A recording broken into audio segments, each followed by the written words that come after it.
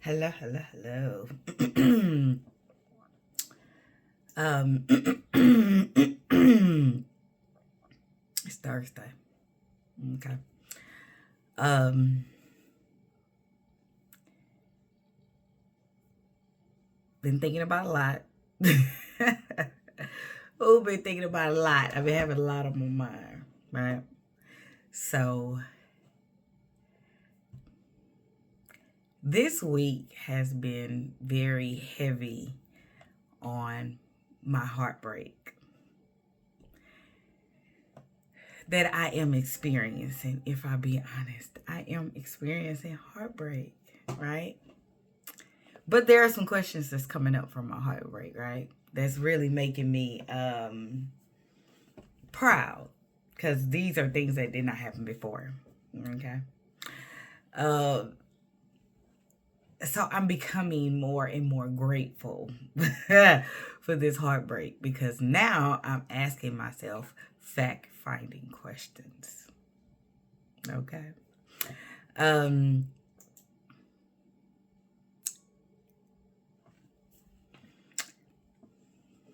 okay, Misty. Gotta tell the truth, no matter how it feels. Okay. So I was in love with a man like I've never loved another man before. It's a version of me that showed up with this man that I didn't never had access to this version of myself before. So in my unawareness and unconsciousness, the only way that person showed up is with him. And the crazy thing about it is, if everybody would notice, when I'm with him, I am different. I even know how different I am. It's different. It's so different. People be like, "Who the hell are you?" Like, I ain't never seen this person. Like, he'll be the only man that can drive me to tears, like crying, like heartbroken. And ever since I've met him, it has just been that way. Weird, right? Um, but I have to ask myself some questions this time because this man has broken my heart twice.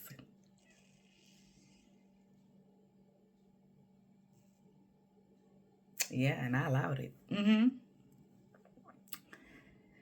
Um,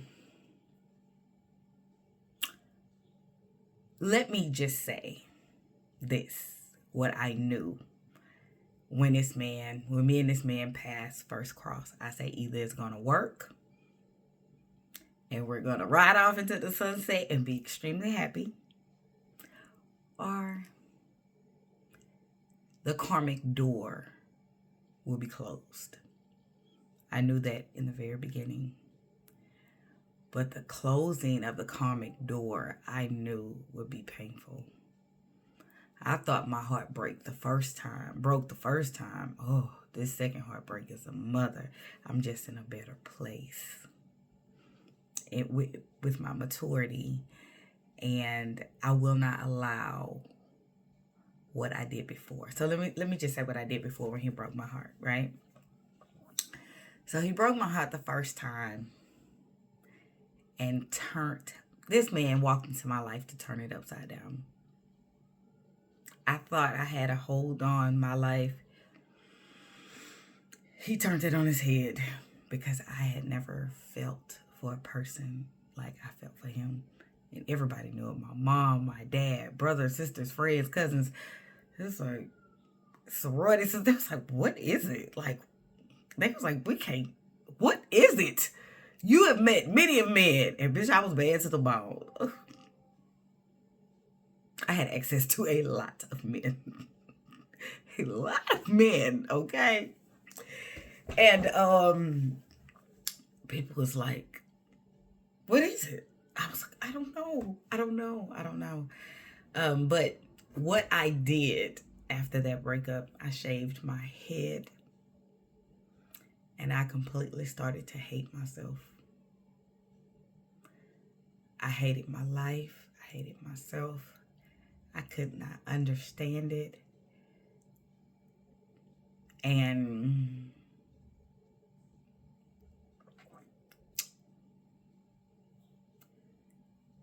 he discarded me like I was nothing. And I allowed it because I was very mixed with my emotions. And then I started dating a guy who I let dog me the hell out because I hated myself. I let this man say everything he could to hurt me, do everything he could to hurt me. And every time that man would hurt me, I felt like I was reliving the painful relationship of previous. Every time, I could never understand it. I remember talking to my mom about it because I didn't understand it. I was like, Mama, like, I just can't get it. I don't understand it. She was like, loving a person is very complex, Misty. And she says, this may be the first time you ever been in love. That's what it looks like to me. This is your first time. And I was like, but I had been married before, and I thought I loved him. It was toxic, so it could not have been love. It just was a lot of, and there were some things I knew in that relationship. I just didn't want to face it,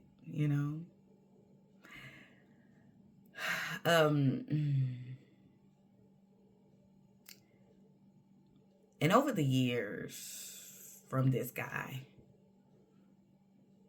I carried a piece of him with me because I felt like that God said, if I give him up, I'll give him back better. So after about 13, 14 years, our path crossed. And unfortunately, my mom was actually dying when our path crossed. So I thought, that's fate. God brought us back together because he knew I was going to need him. That is the truth. Our paths did cross so that he could be there for me when my mom died. Because the truth is, nobody really was. And as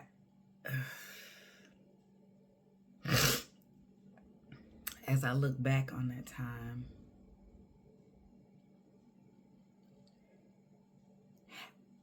had he not been there to love me,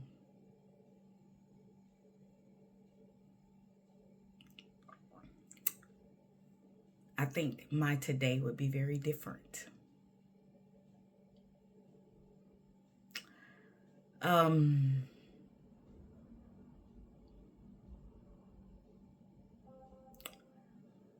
So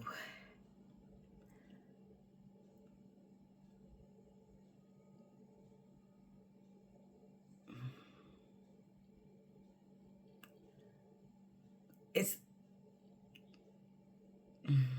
I don't know.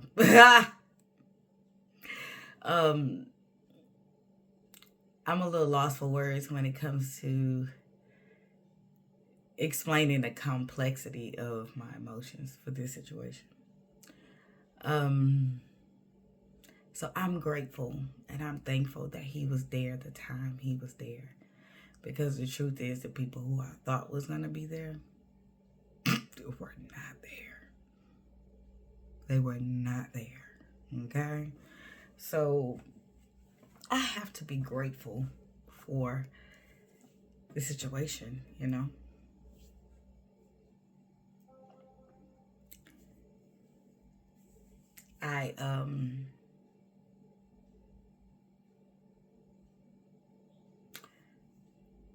So anyway, until I can articulate that, I'm gonna leave it alone because it's gonna be a very that video if I keep pondering on it.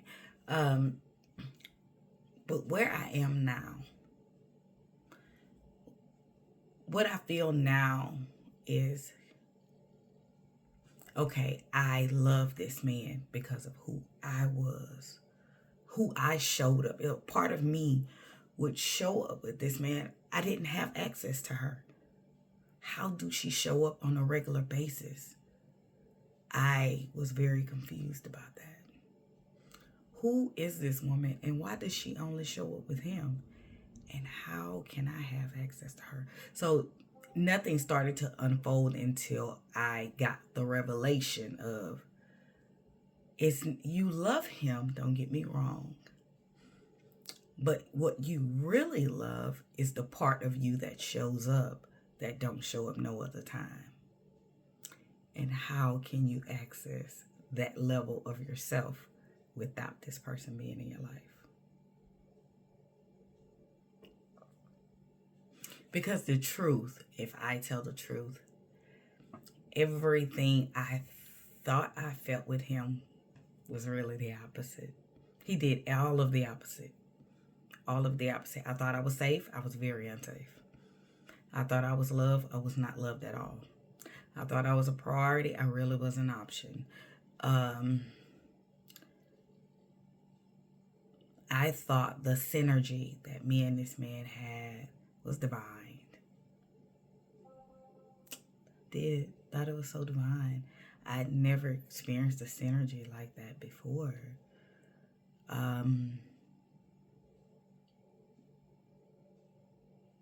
I thought it was divine. And the truth is, it could have been. That's the truth. That's the yin and yang of life. The truth is, everything I felt could be real. But only for a moment. Now, this is what I do believe in this conscious state of my life.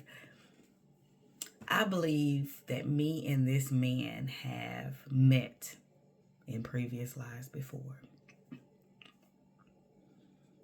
I believe that I have loved him in many lives before, and he's known me in many lives before. And in one life, he probably was the chaser and I was the runner. And in another life, he was the runner and I was the chaser.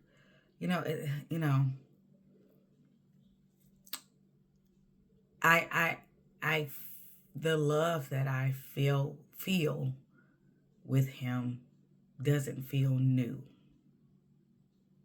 at all. It feels like something that's been there. Just something that's just been there for a long time. And I've only felt that way with another person. That we had like a love that's been there before. But the me that would show up with him would not show up with the other man. It just did not show up like that. So what I really wanted was access to the version of myself that shows up with this man. And that's what I'm working on. Having access to myself, to the better version of myself I feel alone. Also, something is happening with me that's weird. So men would gravitate to me a lot. Men do. Men gravitate to me a lot. They really do. And they can't understand why do they want to be around me, because I'm not no easy lady to be around. You gonna be on some stupid shit. You are not gonna like me because I don't talk stupid. I can be a little goofy and a little silly, but stupid, no.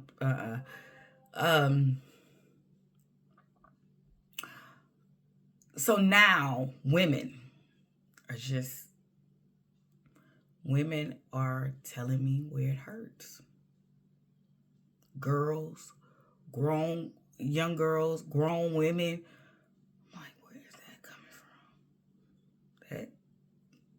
you know. And I'm listening and I'm giving feedback. And I was told something yesterday when I went to go drop something off. I was told how they see me. And she was like, if you tired, I know we tired. Shit, I know, because you get the best of the men, and you get this, and you get that, and you have this, and you have that. I'd be like, hey, where you get that from? Where you get that from? And they was like, Misty, men don't disrespect you. They don't hit you. They don't cuss you out. They don't. I was like, is that the premise to paint? That? I said, no, I don't get that. But I get the other stuff. I get something. I don't get that, but I get manipulation and deception on levels you would not imagine. The only difference is you can't get a reaction out of me. And I sat and told her, I said, I'm going to tell you something that I do that most people don't understand. People think I don't care when I care a lot. She said, yeah, we never thought you cared. I was like, I care a lot. I said, but one thing I've learned that in life, either I can make an impact on you or I can't. My hope is that everything I do creates an impact for you. And a lot of times you don't know that. You have to let time take over. I said, and I believe in spiritual laws. The root to me, the root that drives me to make the decisions that I make in my life is all spiritual. It has nothing to do with nothing human or physical. It has everything to do spiritual. Those are the laws that I know that works. And the one thing I'm aware of is if I walk into something and I give that something everything that I have, I can walk out of that something okay. I gave that everything that I had. And if what I had was not enough for that situation, then that's something I have to accept. That what I had was not enough for that situation. I walk away once I realize there's no value here for me. I don't care how much I love you. I don't care if I have to waddle in my bed at night and cry every night. I will keep walking away from you. Because I have put myself in situations where I showed a gamut of emotion. And I was looked at like, bitch, I don't give a fuck. And to look at another person in their eyes while you are falling apart, and they'd be like, I don't give a fuck. Baby, you better believe it. The fucks ain't giving. Sorry. And that is the hardest part for people to understand, that this person don't give a fuck. This man did something to me the day before I vowed to never see him again, ever again in life. And he looked at me, he said some things to me.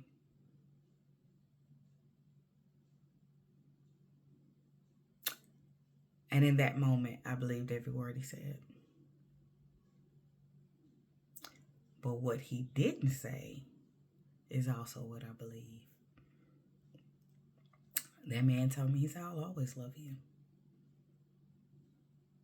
He said, you would always be the woman of my dreams that I just can't hold on to. Maybe it's not meant for us. He said, I'll always be attracted to you.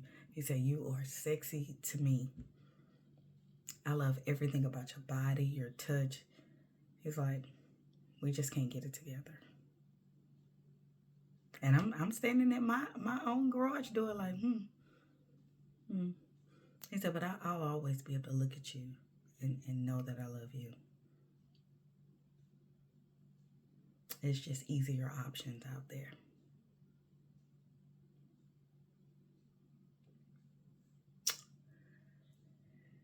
And I said, okay. And I closed my garage. Um, that it was a very true statement. I am not the easier option. Coming to terms with that. I'm not the easier option. I'm just not. I've never been. People love the me they think they see, and then it's a me they don't see. That when they get to know, they're like, "Oh, yeah, I don't know what you thought this was." I am not the easier option, and that has to be okay. Because I don't want to have a story of my life full of disrespect, right? If you had to lie and deceive, you better. That's the only way you're going to do it. Because if you tried another way, sir, who are you playing with? I don't play. So you got to go the other route. And that's just the reality of it. You cannot cuss me out, abuse me, take my money, all this. I mean, you can't do that to me. You have got to manipulate and deceive, and I'm okay with that because guess what? I know that I can recover from heartbreak or my feelings hurt because I rarely get my heart broke. You can hurt my feelings, and baby, these feelings recover like you would not believe. Because I own what is, and I understand what ain't, and I'm able to accept it and go on. So in this situation that I'm in, I am wanting access to myself that I feel like he gets out of me. How do I get there? How do I access? How do I? That's the magic question. So every day I have to make a conscious effort to tap into the higher part of myself because I feel like that's the version that he gets. He gets a version that don't cuss him out. Like, I can't even begin to tell you how other men will get slaughtered verbally. I mean, slaughtered. Do you hear me? Can't do it to him. My mouth will just shut up. Can't do it to him. It's a lot of things that I'm just not.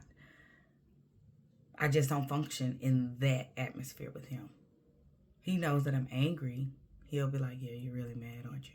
Because I get really quiet with him, like stark quiet. And I know how to shut my emotions off to where you don't feel energy from me. Nothing radiates from me. I'm cold like an ice box. And he knows when I'm there with him. He can sense that. He can feel that.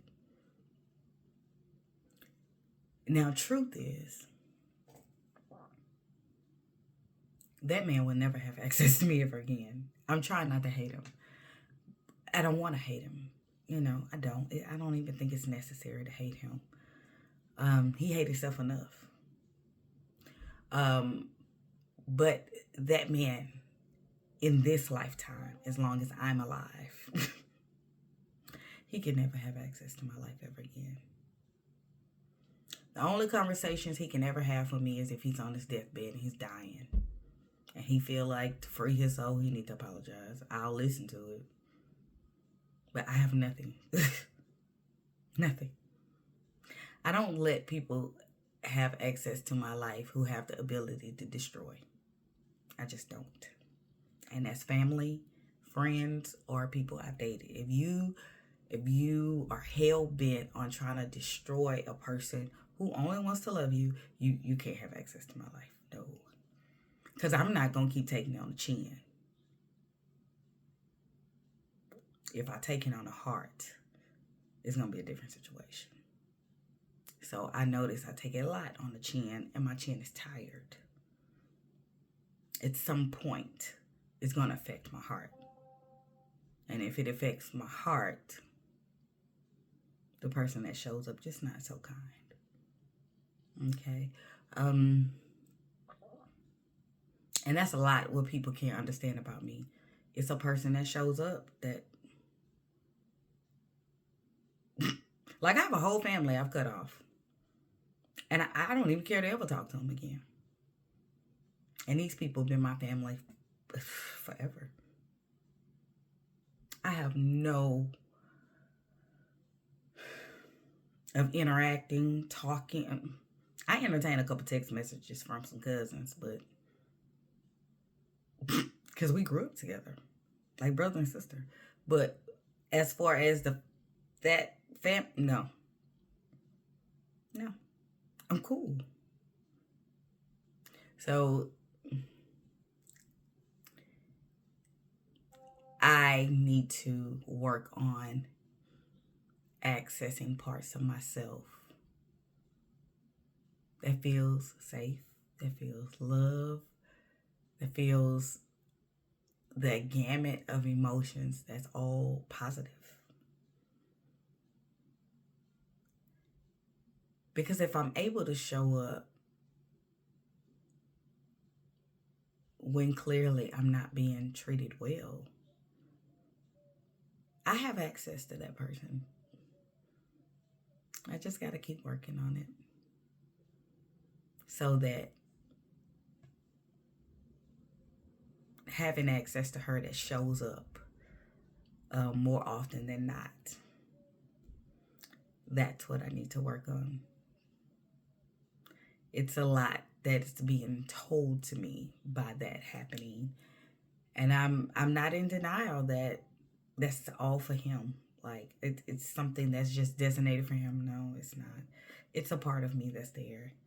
It's just I have to access that person, but I have to figure me out to, I think, access that person, and that's what I'm gonna do. It's the plans I have, and then into accessing her, I don't want to hate nobody. I don't. I don't want to hate anybody. I don't want to have any hate or any resentment or contentiousness for anybody that came in my life to teach me a lesson. I don't want to. But that's work as well. And I'm working. Tackling myself gives me no room for anybody else, unfortunately. I have room for my child, room for my father, but I really don't have room. I have a lot of figuring me out I gotta do. And figuring me out is what I'm gonna do. And if it takes me the rest of my life to do it, hey, it's just a journey I'm on. And it's a beautiful road that I will go down. That I'm going to go down to get to the center of me. And that person show up all the time. Not sometimes. So